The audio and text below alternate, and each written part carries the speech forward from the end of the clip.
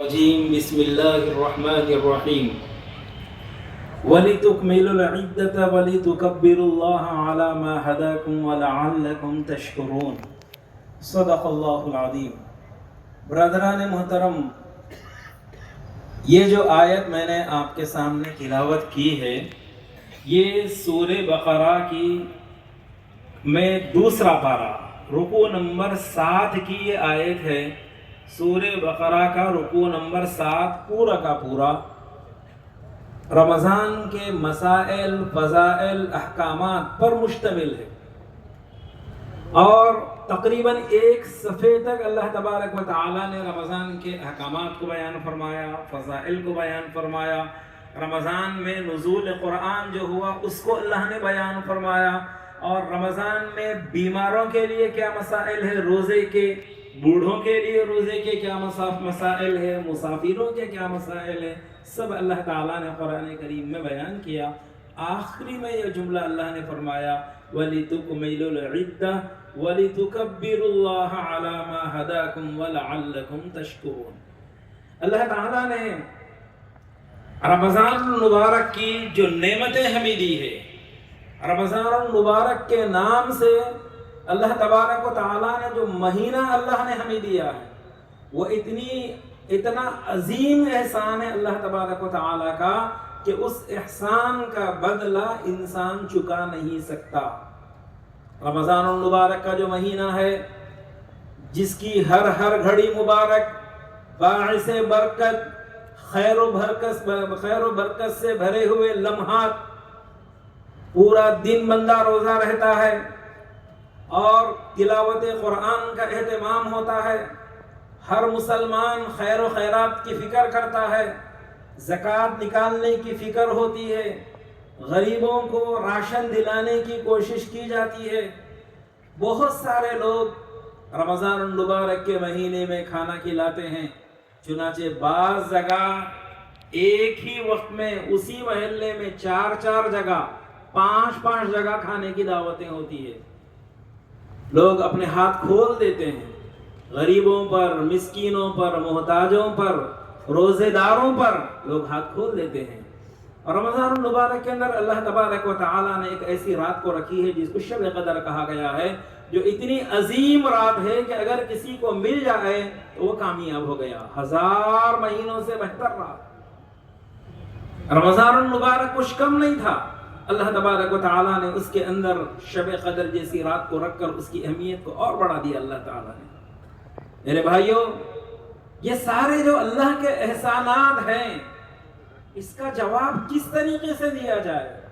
رمضان میں ہم نے صبر کیا تھا، روزہ کوئی معمولی چیز نہیں ہے، صبح سے شام تک بھوکا رہنا، سحر سے لے کر افطار تک، سخت گرما کے موسم میں بھوک اور پیاس کو برداشت کرنا، اور اس کے ساتھ اپنے کاروبار کام کاج کو جاری رکھنا، اور رات کے اس حصے میں اٹھنا کہ جس حصے میں اٹھنا عام دنوں میں ممکن نہیں ہوتا، اور خلاف معمول ایسے وقت کھانا جو سال بھر عموماً نہیں کھایا جاتا۔ ایک بندہ مومن سحر میں اٹھ کر کھانا کھاتا ہے، اور نبی کے اس حکم کے پیش نظر کہ سحری کرنا سنت ہے، سحری کرو، ایک بندہ مومن اڑتا ہے، سحری کرتا ہے۔ جب اللہ کا حکم ہوتا ہے کہ سحر کا وقت پورا ہو چکا ہے، کھانا روک دو، کھانا روک دیتا ہے، روزہ شروع ہوتا ہے۔ آنکھوں کی حفاظت، زبان کی حفاظت، کان کی حفاظت، ہاتھوں پیروں کی حفاظت، جسم کے ہر حصے کی اللہ سے نافرمانی سے بچانے کی کوشش کرتا ہے، صبر کرتا ہے۔ جی چاہتا ہے گناہ کروں، صبر کرتا ہے۔ آنکھیں چاہتی ہے بد نظری کروں، روک لیتا ہے، اپنے آنکھوں کو صبر کر لیتا ہے۔ بھوک لگتی ہے، جی چاہتا ہے کہ کھا لوں، لیکن اللہ دیکھ رہا ہے، اس تصور سے صبر کر لیتا ہے۔ رمضان کا پورا مہینہ صبر کا ہے۔ اور آپ کو معلوم ہے، جنت کو جانے والے راستوں میں سے ایک راستہ صبر کا راستہ بھی ہے۔ آدمی صبر کے راستے سے جنت میں چلا جاتا ہے، لیکن صبر کا راستہ ذرا کٹھن ہے، مشکل ہے۔ اللہ تبارک و تعالیٰ بعضوں کو صابر بنا کر جنت میں بھیج دیتا ہے۔ پھر جب رمضان بھر ہم نے صبر کیا تو ایک اور راستہ باقی رہ جاتا ہے، وہ شکر کا راستہ باقی رہتا ہے۔ اللہ تبارک و تعالیٰ قرآن کریم کی اس آیت میں فرماتا ہے کہ رمضان المبارک کے جو عبادتیں ہیں، اللہ تبارک و تعالیٰ نے جس کی تمہیں توفیق دی ہے، اللہ تبارک و تعالیٰ نے جس کے لیے تم کو مواقع فراہم کیے ہیں، صحت اور سلامتی کے ساتھ اللہ نے رمضان دیا ہے، اس پر اللہ کا شکر ادا کرو۔ وَلِتُكَبِّرُوا اللَّهَ عَلَى مَا هَدَاكُمْ، اللہ کی بڑائی بیان کرو۔ ایک بندہ مومن گھر سے نکل کر جب آتا ہے تو اس کی زبان پر اللہ کی بڑائی ہوتی ہے، اللہ اکبر اللہ اکبر، لا الہ الا اللہ واللہ اکبر اللہ اکبر وللہ الحمد۔ صبح سویرے اٹھتا ہے، محلے کی مسجد میں نماز ادا کرتا ہے، نہاتا ہے، دھوتا ہے، اپنے ظاہر کو پاک کرتا ہے، جہاں تک ہو سکے نئے کپڑے پہننے کی کوشش کرتا ہے، اگر نئے کپڑے نہ ہو تو صاف ستھرے کپڑے پہن کر عیدگاہ آتا ہے۔ ہر مسلمان عطر لگا کر اپنے آپ کو اچھا سے اچھا بنا کر عیدگاہ پہنچتا ہے۔ تعجب کی بات یہ ہے، 5 وقت نمازیں جو بھی ادا ہوتی ہے اس کے لیے مؤذن اذان دیتا ہے۔ آپ نے دیکھا کوئی بھی نماز ایسی ہے 5 نمازوں میں جو بغیر اذان کے ہو جاتی ہو، لیکن عید الفطر ہو یا عید الاضحیٰ، یہ ایسی نمازیں ہیں جس کے لیے کوئی اذان نہیں دی جاتی، کوئی اقامت نہیں دی جاتی۔ اس لیے نہیں دی جاتی، 1 مہینے تک بندے کی جو تربیت ہوئی ہے، اطاعت و فرما برداری کا جذبہ اس کے اندر اس قدر آ چکا ہے، یہ پہلے مسجد جانے کے لیے تیار نہیں تھا، محلے کی مسجد کو جانے کے لیے سستی ہوتی تھی، اب اس میں 1 مہینے کی عبادت کی وجہ سے اتنی فرما برداری اور اطاعت آ چکی ہے کہ وہ محلے کی مسجد اور اس کے اے سی کو، اس کے قالینوں کو، اس کی سہولتوں کو، سب کو چھوڑ کر عیدگاہ میں آتا ہے اور اللہ تبارک و تعالیٰ کے حضور اپنی اجتماعیت کا ثبوت پیش کرتا ہے۔ اللہ تبارک و تعالیٰ کے حضور یہ بتاتا ہے، اے اللہ تیرا حکم ہو، میں جہاں چاہے وہاں آنے کے لیے تیار ہوں، اذان کی ضرورت نہیں ہے، بغیر اذان کے آ جاتا ہے۔ ایسا اطاعت و فرما بردار والا مزاج بنا۔ وَلِتُكَبِّرُوا اللَّهَ عَلَى مَا هَدَاكُمْ، اللہ نے تمہیں جو ہدایت دی اس پر اللہ کا شکر ادا کرو۔ شکر ادا کرنا ہے کئی لحاظ سے، شکر اس بات کا کہ عبادتوں کی توفیق ہوئی، شکر اس بات کا کہ نزول قرآن اس مہینے میں ہوا، قرآن جیسی عظیم اور مقدس کتاب اللہ تعالیٰ نے ہم کو اس مہینے میں عطا کی ہے۔ دنیا میں مسلمان وہ خوش قسمت قوم ہے جس کے پاس اللہ کی کتاب اس کی اصلی حالت میں، اوریجنل ٹیکسٹ کے اندر ہو بہو لفظ بلفظ ہر نقطہ اس کا محفوظ ہے۔ یہ مسلمانوں کے لیے بہت بڑا اعزاز ہے۔ دنیا کی آج کسی بھی قوم کے پاس ان کی مذہبی کتاب اس انداز میں محفوظ نہیں ہے۔ وہ لوگ لکھتے ہیں الحمدللہ ہماری کتابیں ہمارے بچوں کے سینوں میں محفوظ ہے، ہمارے 6 سال کے بچے 7 سال کے بچے قرآن حفظ کر لیتے ہیں اور بوڑھے ہونے کے باوجود بھی قرآن یاد رہتا ہے۔ یہ اللہ کا شکر و احسان ہے۔ اسی لیے بزرگوں نے بتایا یہ جو عید الفطر ہے حقیقت میں نزول قرآن کا جشن ہے، نزول قرآن کا جشن ہے۔ 2 رکعت شکرانہ اللہ کے حضور میں آ کر ہم ادا کرتے ہیں کہ اللہ تو نے قرآن جیسی کتاب ہمیں دی ہے۔ میرے بھائیوں، رمضان المبارک کا ایک بہت ہی اہم پیغام آپ دیکھیے، ہماری جتنی عبادتیں ہیں اجتماعیت کو لیے ہوئے ہیں، وحدت کو لیے ہوئے ہیں، اور اس کے اندر ایک ایسی اجتماعیت ہے کہ اس اجتماعیت کے بغیر وہ چیز ادا ہی نہیں ہوتی۔ آپ دیکھیے حج کا مہینے میں ہی حج ہوتا ہے۔ کوئی آدمی اگر حج کے مہینے کے بعد اگر جا کر کعبۃ اللہ کے جتنے چاہے طواف کر لے، جتنے چاہے سعی کر لے، شیطان کو جتنی چاہے کنکریاں مار لے، جتنی مرتبہ چاہے حلق کر لے، وہ شخص جو شخص جس انداز کے اندر بھی عبادت کر لے، لیکن اگر وہ حج کا مہینہ نہ ہو تو اس صورت کے اندر اس کا حج قبول نہیں ہوتا۔ ساری دنیا کے مسلمان حج کے مہینے میں حج کا ادا کرتے ہیں، انفرادی حج نہیں ہوتا، اجتماعی حج ہوتا ہے۔ قربانیاں ساری دنیا میں ایک ساتھ 10 ذی الحجہ کو قربانی ادا کی جاتی ہے۔ جمعے کی نماز ساری دنیا میں ایک ساتھ جمعے کے دن ادا کی جاتی ہے۔ ہفتے کے دن جمعہ ادا نہیں ہو سکتا، اتوار کے دن جمعہ ادا نہیں ہو سکتا۔ یہ اجتماعیت ہماری روح ہے۔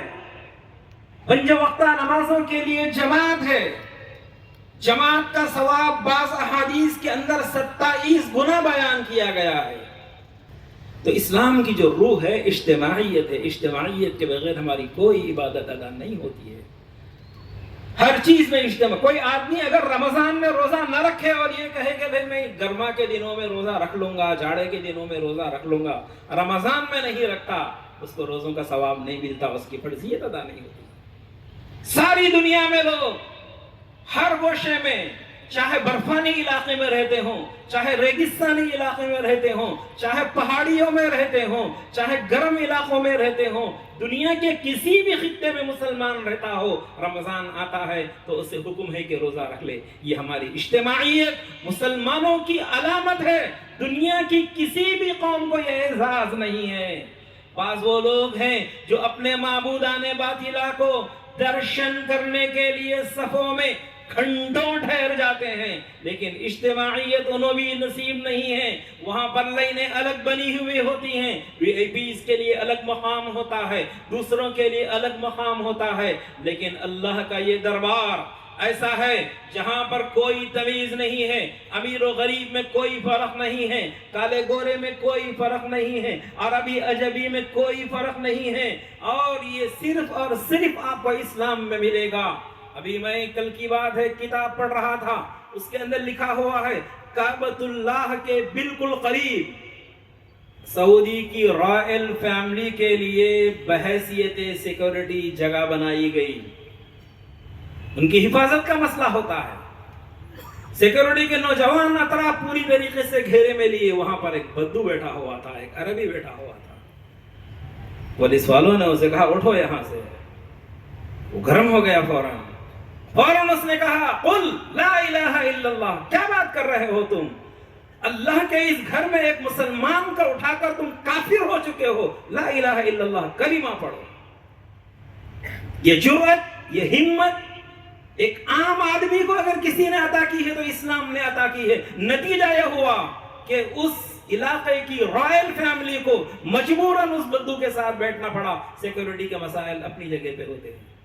میرے بھائیوں، ہمیں فخر ہے، پیارے نبی صلی اللہ علیہ وسلم نے حجۃ الوداع کے موقع پر فرمایا لا فضل لعجمی علی عربی۔ آپ صلی اللہ علیہ وسلم نے فرمایا کسی عربی کو کسی عجمی پر کوئی فضیلت نہیں ہے، کسی گورے کو کسی کالے پر کوئی فضیلت نہیں ہے۔ اور آپ صلی اللہ علیہ وسلم نے فرمایا فضیلت صرف اور صرف اگر ہو سکتی ہے تو وہ تقوی کی بنیادوں پر ہے، اور تقوی کس میں زیادہ ہے کس میں کم ہے یہ مرنے کے بعد خدا کے یہاں پتہ چلے گا، دنیا میں پتہ نہیں چلے گا۔ اسی لیے اللہ تعالیٰ نے فرمایا فَلَا تُزَكُّوا أَنفُسَكُمْ هُوَ أَعْلَمُ بِمَنِ اتَّقَىٰ۔ اپنی تقوی کی بات مت جھاڑو، اللہ کو معلوم ہے کون زیادہ متقی ہے۔ جب ایک آدمی مسلمان ہو جاتا ہے تو اس میں اور کسی بڑے آدمی میں کوئی فرق نہیں ہوتا۔ نبی کریم صلی اللہ علیہ وسلم نے جب اسلام کا کلمہ پیش کیا تو پورے دنیا عرب کے اندر سب سے بڑا سوال یہی تھا کہ عرب کے رؤساء غلاموں کے ساتھ شامل ہو جائیں۔ عرب کے جاہلوں نے، ان لوگوں نے جن کو غرور تھا، تکبر تھا، انکار کر دیا، آپ کے پاس جو غریب لوگ بیٹھتے ہیں انہیں اٹھائیے پھر ہم آئیں گے۔ لیکن جب حضرت بلال حبشی رضی اللہ تعالیٰ عنہ جو ایک کالے کلوٹے غلام تھے، مکے کے بازار میں جن کو بیچنے کے لیے کھڑا کیا گیا، پورا دن گزر گیا، خریدنے کے لیے کوئی آدمی تیار نہیں ہے، کھڑے رہے، قیمت نہیں آئی، بہت ہی کم اور سستے داموں میں وہی بیچ دیا گیا۔ لیکن یہی بلال حبشی کل اسلام قبول کر کے نبی کریم صلی اللہ علیہ وسلم کے دامن سے وابستہ ہوتے ہیں، یہی وہ بلال اتنے بڑے ہو جاتے ہیں، حضرت عمر، حضرت ابو بکر رضی اللہ عنہما کے بازو بیٹھتے ہیں، اور حضرت عمر ان کو دیکھ کر کھڑے ہو جاتے ہیں، سیدنا بلال، بلال تو ہمارے سردار ہیں، وہ بلال جن کو مکے کی گلیوں میں گھسیٹا گیا، وہ بلال جن کو ریت کے اوپر لٹا کر ان کے سینے پر پتھر رکھے گئے، وہ بلال جن کو مکے کے اندر بے عزت کیا گیا، لیکن جب اسلام کا دامن تھاما تو اللہ کے رسول صلی اللہ علیہ وسلم سے وابستگی کی وجہ سے اتنا مقام بلند ہوا۔ جب مکہ المکرمہ فتح ہوا، نبی کریم صلی اللہ علیہ وسلم نے کعبۃ اللہ سے سارے بتوں کو نکالا تو آواز دی کہ بلال کہاں ہے، بلال کو بلا کر لے کر آؤ۔ حضرت بلال کو بلایا گیا، سہارے کے ذریعے سے حضرت بلال کو کعبے پر چڑھایا گیا، اور حضرت بلال نے کعبۃ اللہ پر کھڑے ہو کر اذان دی۔ اذان مکے کے کعبۃ اللہ کے اس صحن میں کچھ کفار جو بڑے بڑے سردار تھے، ابھی مسلمان نہیں ہوئے تھے، بیٹھے ہوئے تھے وہاں پر، سرداران قریش تھے، مسلمان نہیں ہوئے تھے، مجرمانہ حالت میں نبی کریم صلی اللہ علیہ وسلم کے سامنے مطاف کعبہ میں بیٹھے ہوئے تھے۔ انہوں نے آپس میں گفتگو شروع کی، کیا برے دن آ گئے، اچھا ہوا ہمارے ماں باپ اس دن آنے سے پہلے ہی دنیا سے رخصت ہو گئے۔ ایک غلام کعبے کی دیواروں پر کھڑے ہو کر اذان دیتا ہے، ہائے کیا ہو گیا۔ نبی کریم صلی اللہ علیہ وسلم کو بذریعہ وہی اطلاع دی گئی، ان لوگوں کو آپ صلی اللہ علیہ وسلم نے بلایا۔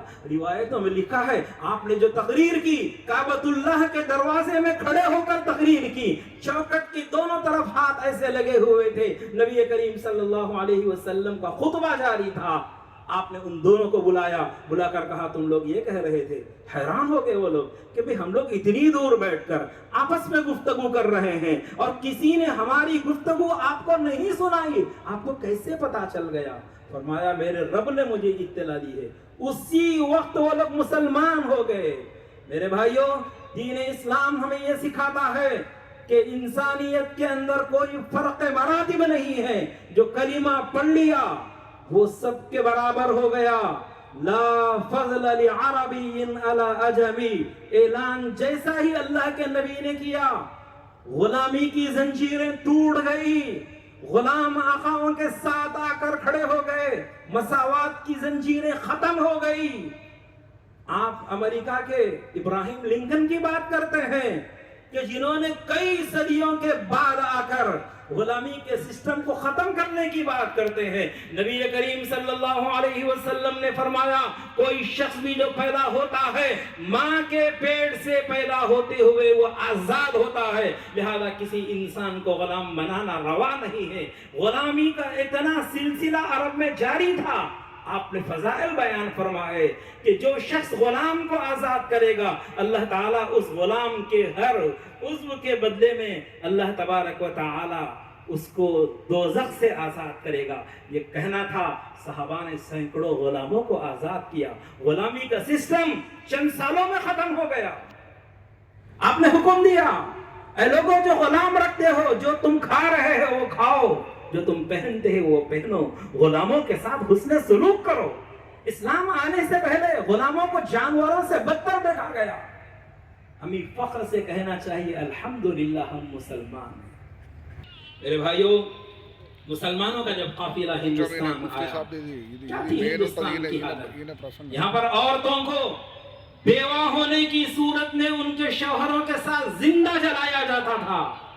اسلام نے آ کر عورتوں کو زندگی دی، بیواؤں کو زندگی دی۔ یہاں پر عورتیں، ان کی عزت نہیں تھی، آبرو نہیں تھی، اسلام نے آ کر ان کو حیا کی چادر دی۔ یہاں پر حکمرانوں نے ہمارے 800 سال حکومت کی، ایسی رواداری کا انہوں نے اظہار کیا کہ یہاں کے اقلی، یہاں کی جو اکثریتی برادران ہے، ایسا حسن سلوک کیا کبھی کوئی فساد نہیں ہوا۔ اگر ہمارے حکمران یہاں کے لوگوں کو زبردستی اپنے مذہب میں داخل کرنے کی کوشش کرتے تو میرا دعویٰ تھا کہ اس وقت مسلمانوں کے علاوہ ہندوستان میں کوئی اور نہیں ہوتا تھا، اور اس ملک کی تاریخ لکھنے والا صرف اور صرف مسلمان ہوتا۔ لیکن ہمارے بادشاہوں نے رواداری کا معاملہ کیا۔ 800 سال حکومت کرنے کے باوجود بھی آج ہندوستان کے اندر اکثریت برادران وطن کی ہے، یہ بتا رہی ہے کہ ہم نے تعصب نہیں، ہم نے محبت کا پیغام دیا، ہم نے نفرت نہیں محبت کا پیغام دیا، ہم نے عبادت گاہیں نہیں توڑی، ہم نے عبادت گاہوں کے لیے فنڈز فراہم کیے، جائیدادیں عنایت کی، لوگوں کی ہمت افزائی کی، عورتوں کو ان کا مقام دلایا۔ لیکن آج کہا جاتا ہے کہ مسلم حکمرانوں نے مسجدوں کو جہاں بھی بنایا ہے دوسروں کی عبادت گاہوں کو توڑ کر بنایا ہے۔ میرے بھائیوں، یہ سراسر الزام ہے۔ یہ الزامات صرف اور صرف چند سالوں سے لگائے جا رہے ہیں۔ ایک پارٹی جس کا ایجنڈا خود مسلمانوں سے نفرت کی بنیاد پر ہے، وہ چاہتی ہے کہ نفرت کی اس بنیاد کو مزید آگے بڑھایا جائے اور اس ملک کے دستور کو ختم کر کے اپنا بنا بنایا دستور وہ لگانا چاہتے ہیں۔ اس وقت مسلمانوں کے لیے بہت بڑا امتحان ہے، بہت بڑا امتحان۔ الیکشن بالکل سامنے ہے، دو قسم کے لوگ آپ کے سامنے ٹھہرے ہوئے ہیں۔ چند لوگ وہ ہیں جو ہندوستان کے اس دستور کو بچانا چاہتے ہیں، چند لوگ وہ ہیں جو اس ہندوستان کے اس دستور کو ختم کر کے اپنا نیا دستور لانے کی کوشش کر رہے ہیں، بلکہ اعلان کر رہے ہیں، کھلے عام اعلان کر رہے ہیں، اور ہندوستان کے مسلمانوں کو دوسرے نمبر کا شہری بنانے کی کوشش کی جا رہی ہے۔ ہم کو اس ملک میں زندہ رہنا ہے، لیکن مسلمان بن کے زندہ رہنا ہے۔ ہم مسلمان بن کے رہے ہیں، مسلمان بن کے زندہ رہیں گے۔ ہمارا ایمان، ہماری تہذیب، ہمارا کلچر، ہماری عبادت گاہوں کو، ہمارے مدرسوں کو، ہمارے قبرستانوں کو کوئی اگر ہاتھ لگاتا ہے، کوئی اگر ناجائز قبضہ کرنے کی کوشش کرتا ہے، مسلمان ایک حد تک قانونی چارہ جوئی کرے گا۔ جب اسے اندازہ ہو جائے گا قانون بھی اندھا ہو چکا ہے، قانون بھی ایک طرفہ فیصلے کر رہا ہے، تو اس وقت اس ملک کے دانشوروں کو فیصلہ کرنا ہوگا کہ ہندوستان کے مسلمانوں کے لیے اگلا مرحلہ کیا اختیار کرنا ہوگا۔ لیکن میرے بھائیوں، اس کی ضرورت پیش نہیں آئے گی۔ ہمارا یہ ملک جمہوری ملک ہے، ووٹوں کے ذریعے سے اقتدار چھین لیا جا سکتا ہے، ووٹوں کے ذریعے سے کرسی سے اتارا جا سکتا ہے، کسی کو کرسی پر چڑھایا جا سکتا ہے، لیکن ہمارا المیہ یہ ہے کہ مسلمانوں کی ایک بہت بڑی تعداد ایسی ہے کہ جو ووٹ ڈالنے کے لیے باہر نہیں نکلتی۔ اور کیا تصور ہے، میں اکیلا ووٹ نہیں ڈالے تو کیا ہوتا؟ وہی مسئلہ ہے، آپ نے سنا ہوگا قصہ کہ بادشاہ نے کہا تھا کہ بھئی ہاؤس میں لا کر دودھ بھرو، تو ایک نے سوچا کہ بھئی سارے ہی لوگ دودھ بھریں گے، میں اکیلا اگر پانی بھروں گا تو کیا ہوگا؟ وہ گھڑا لا کر پانی لا کے ڈال دیا۔ رات بھر یہی کام چلتا رہا۔ جب صبح کی روشنی آئی تو بادشاہ نے دیکھا کہ اس حوض میں پانی ہی پانی ہے، دودھ نام کی کوئی چیز نہیں ہے۔ میرے بھائیوں، بعض علاقوں میں چند ووٹوں کے ذریعے سے مسلم امیدوار شکست کھا گیا اور فرقہ پرست جیت گیا۔ اس وقت ہمارے ملک میں 85 ایسے کانسٹیٹنسیز ہیں، لوک سبھا کے ایسے حلقے ہیں جہاں پر مسلمان بادشاہ گر ہیں، مسلمان وہاں کے آدمی کو جتانے کا موقف رکھ سکتے ہیں، ہرانے کا موقف رکھ سکتے ہیں، لیکن پھر بھی ان مقامات پر فرقہ پرستی جیت کر آ رہے ہیں۔ کیا بات ہوئی؟ جہاں پر مسلمانوں کی اکثریت ہے، دشمن جان بوجھ کر 4 5 مسلم امیدواروں کو کھڑا کر دیتا ہے اور ان کی طرف سے صرف ایک ہی امیدوار پھیڑتا ہے۔ نتیجہ یہ ہوتا ہے کہ ووٹ بڑھ جاتے ہیں اور مسلمان جس کو ووٹ ڈالتے ہیں وہ ہار جاتا ہے۔ यूपी जैसी रियासत जहां पर मुसलमानों की अक्सरियत है, बड़ी बड़ी तालीम गाहें हैं, अलीगढ़ मुस्लिम यूनिवर्सिटी है, जामिया मिल्लिया है, दारुल देवबंद है, नदवतुल उलमा है और बड़े बड़े तालीमी इदारे हैं। इतनी बड़ी रियासत है कि जहां पर मुसलमानों की आबादी तकरीबन 21% है, लेकिन असेंबली के इलेक्शन होते हैं, फिरका परस्त हुकूमत बन जाती है और मुसलमान तकसीम हो जाते हैं। मेरे भाइयों, समझदारी से काम लीजिए। हालात ये बता रहे हैं, अब का इलेक्शन खुदा न करे हमारे ये इस मुल्क का आखिरी इलेक्शन हो। कहा जा रहा है ऐसा कि अगर हमें 400 की मेजॉरिटी मिल जाती है तो हम दस्तूर बदल देंगे, मुसलमानों से उनका वोट का हक छीन लेंगे। मेरे भाइयों, समझदारी से काम लो। हमारे पास मुसलमानों का एक बड़ा तबका तो ऐसा है जिनको उसकी कोई खबर ही नहीं है, पता ही नहीं है मुल्क में क्या चल रहा है। माफ करना, बहुत सारे लोग यहाँ पर बैठे हुए हैं, वो समझ रहे होंगे कि अरे क्या जरूरत है भाई, ईद के मौके पे दीन की बात करो, ये क्या पॉलिटिक्स की बात कर रहे हो। मेरे भाइयों, सियासत भी दीन है। सियासत दीन अगर अलग हो जाए, बकौल अल्लामा इकबाल, अगर सियासत दीन से जुदा हो तो चंगेजी बाकी रह जाती है। दीन सियासत अलग नहीं है। सियासत को लोगों ने इतना गंदा कर दिया कि लोगों ने अब समझ लिया कि भाई इस्लाम का और सियासत से कोई ताल्लुक नहीं है। आपको बेहतर सियासत कायम करके दिखाना है। मैं गुजारिश करूंगा, अभी भी वक्त है, जिनके पास वोटर आईडी नहीं है वोटर आईडी बना ले, पहले से निकाल कर रखें, तय कर लें।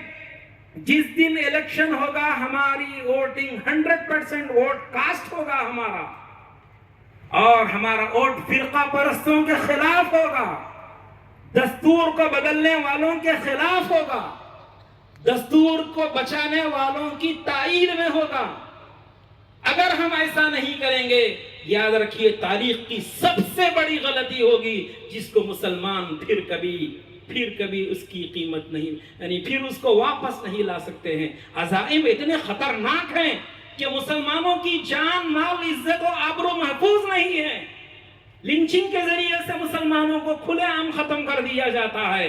न बसों में महफूज है, न ट्रेनों में महफूज है, न उनके कारोबार महफूज है, और कुछ भी हंगामा होता है, कुछ भी दंगे होते हैं, घर मुसलमानों के तोड़ते हैं, मुसलमानों की दुकानें बर्बाद होती है। आज हमारे इस मुल्क के अंदर सबसे ज्यादा कैदी, बावजूद ये कि मुसलमानों का फीसद कम है, लेकिन सबसे ज्यादा कैदी हमारे ही कौम के लोग जेलों में पड़े हुए हैं। कोई मुकदमा उनका अभी तक बेंच पर नहीं आया है। CAA NRC के मसले पर जिन कॉलेज के स्टूडेंट्स और लड़कियों ने उसके खिलाफ प्रोटेस्ट किया था, आज भी वो जेलों के अंदर बंद है, कोई उनकी सुनवाई नहीं हो रही है। जरा कुछ हो जाता है या नहीं ये लगा दिया जाता है, कभी जरा शुबा हो जाता है, किसी तंजीम का नाम डालकर उठा लिया जाता है। मेरे भाइयों, ये उस वक्त तक होते रहेगा जब तक इख्तिदार पर, कुर्सी पर जालिम बैठे रहेंगे, होता रहेगा। 2014 से तकरीबन 10 साल से हमारा मुल्क इतना बर्बाद हो गया, किसान तक तकलीफ में है, छोटे कारोबारी तकलीफ में है, एक आम आदमी परेशान है। महंगाई की मार इतनी ज्यादा हो चुकी है कि आम आदमी को बर्दाश्त करना मुश्किल है, लेकिन लोगों के दिलों में मजहबी जुनून ऐसा डाल दिया गया है कि लोग इन चीजों को देखे बगैर एक ही तरफ चले जा रहे हैं। मेरे भाइयों, नफरत का इलाज नफरत नहीं है। आग को आग से नहीं बुझाया जा सकता, आग को पानी से बुझाया जाता है। मोहब्बत से जवाब दीजिए, नफरत का जवाब मोहब्बत से दीजिए। मुसलमानों के ताल्लुक से नफरत भरी जा रही है। आप बताइए कि मुसलमान मोहब्बत करने वाला है, मुसलमान नफरत करने वाला नहीं है। आप अपना काम करते रहिए, कुछ न कुछ असर होगा। इस बार देखा जा रहा है कि इस मुल्क को सेकुलर बाकी रखने के लिए गैर मुस्लिम भाइयों की बहुत बड़ी तादाद मुसलमानों के शाना बशाना खड़ी हुई है। एक जालिम हुकूमत के खिलाफ, एक डिक्टेटर हुकूमत के खिलाफ। غیر مسلم بھی ٹھہرے ہوئے ہیں، لیکن آپ اگر اس کے اندر اپنی جستجو نہیں دکھائیں گے، ایک وقت آئے گا کہ وہ بھی ہاتھ چھوڑ دیں گے، پھر مسلمانوں کو تنہا ہو جانا پڑے گا۔ میرے بھائیوں، یہ صرف ہندوستان نہیں، پورے عالم اسلام میں اس وقت ایسے حالات ہیں، آپ سن رہے ہیں 6 مہینے ہو گئے غزہ اور فلسطین میں کیا قیامت برپا ہوئی، ہزاروں لوگ، بچے، بوڑھے، خواتین شہید کر دیے گئے، کوئی قیمت نہیں ہے ان کی شہادت کی، پورا غزہ کھنڈر بنا دیا گیا ہے۔ عالم اسلام پر گویا ان کو سانپ سونگ گیا ہے، کوئی نہ زبان کھولتا ہے، نہ کوئی اس کے خلاف اقدام کرنے کی بات کرتا ہے۔ ایک چھوٹے سے خطے کے خلاف غزہ جیسا اوپن جیل، جس کو چاروں طرف سے اسرائیل گھیرا ہوا ہے، جو امریکہ اور فرانس کی ناجائز اولاد ہے، چاروں طرف سے گھیرے ہوئے ہیں، ان کی مرضی کے بغیر ایک بسکٹ کا پیکٹ بھی اندر نہیں ڈال سکتا، ان نہتے مسلمانوں کے خلاف ایسی بمباری، ایسے ہتھیار استعمال کیے جا رہے ہیں کہ بے دریغ مسلمان شہید ہو رہے ہیں۔ لیکن دنیا میں جو لوگ انسانیت کی بات کرتے ہیں، جو امن کی بات کرتے ہیں، جو اقوام متحدہ کے ذریعے سے دوسروں پر دباؤ ڈالتے ہیں، جو دوسروں کو دہشت گرد کرتے ہیں اور اسلام کو دہشت گردی سے جوڑتے ہیں، وہ سارے کے سارے لوگ اب ایسا محسوس ہوتا ہے کہ ان کو اندھے ہو چکے ہیں، نظر نہیں آ رہا ہے۔ مجھے بھائیوں، افسوس نہیں، دعا کیجئے یہ حالات مکے کے مسلمانوں کے ساتھ بھی پیش آئے۔ جب ہجرت کر کے نبی کریم صلی اللہ علیہ وسلم مدینہ چلے گئے، صلح حدیبیہ کے اگریمنٹ کے بعد یہ طے ہوا تھا کہ مکے کے جو لوگ مسلمان ہو جائیں ان کو مدینہ نہیں بھیجا جائے گا، لیکن مدینے میں کوئی اگر مسلمان کافر ہو جائے تو اس کو مکہ بلا لیا جائے گا۔ ون سائڈ شرط تھی، ون سائڈ شرط۔ لیکن اس وقت مکے کے اندر مسلمانوں پر ظلم و اذیت کے پہاڑ توڑے جا رہے تھے۔ نبی کریم صلی اللہ علیہ وسلم کو اطلاع ملتی تو آپ کہتے کہ اپنے بھائیوں کے لیے دعا کرو، ان پر ظلم ہو رہا ہے۔ ایک نمونہ ہمارے پاس سیرت کا ہے، جہاں ہم کچھ نہیں کر سکتے وہاں دعائیں کیجئے۔ دعائیں بہت بڑا ہتھیار ہے۔ کیا آپ کو نہیں معلوم، یہی بنی اسرائیل جن کے اوپر ظلم کرنے والا فرعون، طاقتور حکومت، کہتا تھا الیس لی ملک مصر وہذہ الانہار تجری من تحتی، اتنی طاقتور حکومت کو اللہ تعالیٰ نے راتوں رات ان کے محلات سے اٹھایا، ان کے بیرک سے اٹھایا، سمندر میں ڈبا کر آنے واحد میں ختم کر دیا۔ اس اللہ سے دعا مانگو، انشاءاللہ حالات بدل جائیں گے۔ اللہ تعالیٰ مجھے بھی عمل کی توفیق دے، سب کو عمل کی توفیق عنایت فرمائے۔ پھر ایک